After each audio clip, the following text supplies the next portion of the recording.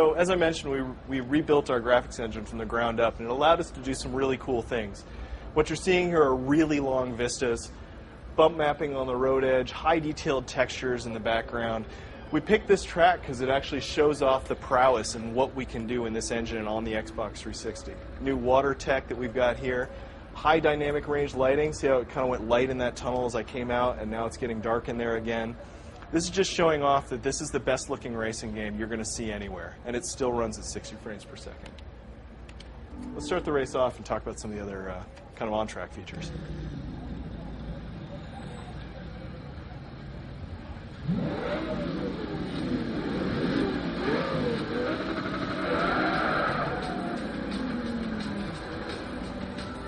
I'll let the eye go by real quick. As you can see, we have a cockpit mode. Shadows rolling across, highly detailed. All of the gauges work. It's very immersive for those that are playing that way.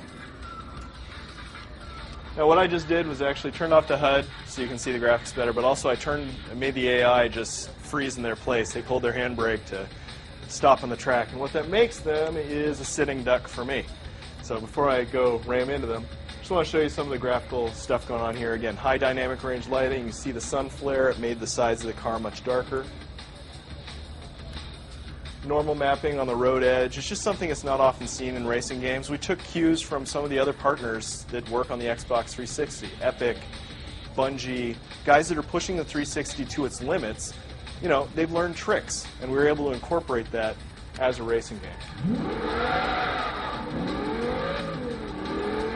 But, in my opinion, you're really not bringing the thrills in the racing game, or in the racing genre, unless you've got damage.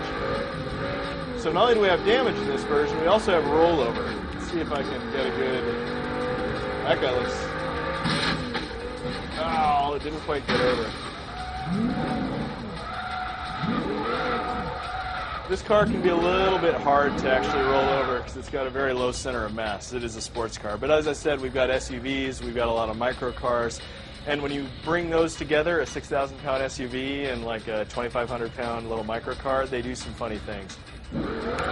What the Gameplay Rewind allows you to do is at any point in the game, rewind your action. So let's say you're in a 5-lap race, you know, you've beaten the AI, you've been doing a pretty good job, and then you make one mistake and the AI passes you and the race is over. Well, that's a moment when a lot of people just kind of go, you know, I think I'm going to go to bed for the night.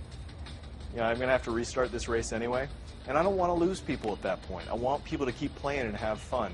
So this rewind allows people to just keep going, keep having a really good time in the game. They can replay right where they had their last action, and there's no penalty whatsoever.